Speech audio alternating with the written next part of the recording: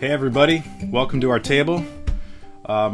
Here we are in my RV and I want to share an update with you. Quick note, I mentioned this last time we sent a message out, but I'm going to be sending out these updates every couple of weeks for a while because we've just had a lot to communicate, but I don't want to bombard your inboxes with endless paragraphs of material and 10-minute videos.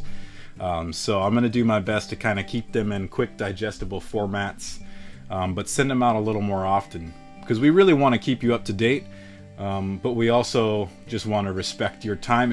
So with that, I had a really important message I wanted to share with you that I'm actually bumping a couple weeks because a family announcement.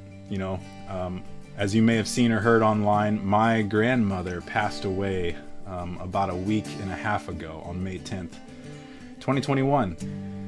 She was my mother's mom, and she's been suffering from dementia for a couple of years now, 3 years maybe, and she was 96 years old. She has lived a very full life, and she's loved by everyone that knew her. And my mother especially is mourning her loss. And as a family, we had an opportunity to come together in Charleston, West Virginia, to see some of Jenny's other side of the family as well as our family. I was invited to officiate the funeral as well as the burial, and it was a really special and a meaningful time for us to come together.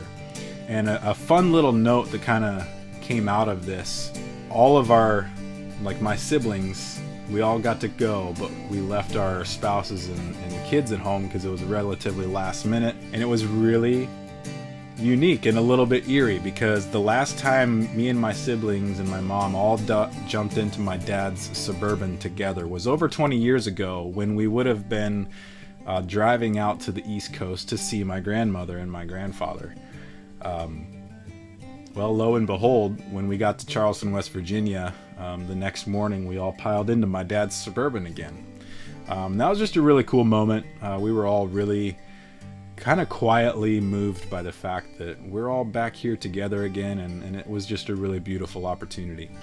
And so, like I said when I shared about my grandmother and the funeral, I think it's something I'd love to encourage you with, and that's that every single person is made in the image of God. And part of what that means is that God is revealing himself to other people through you.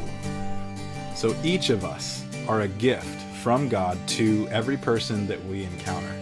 And one of the ways that we believe my grandmother was a revelation of our God, the way that she bore the image of God, is as a mother.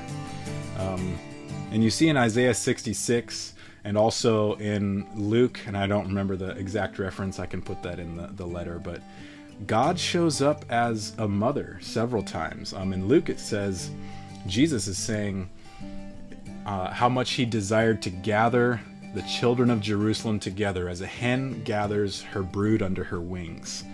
And that is a little snapshot of the character of our God. He's like a mother who protects and gathers his little chicks and like a fortress, like under the wings of the Father.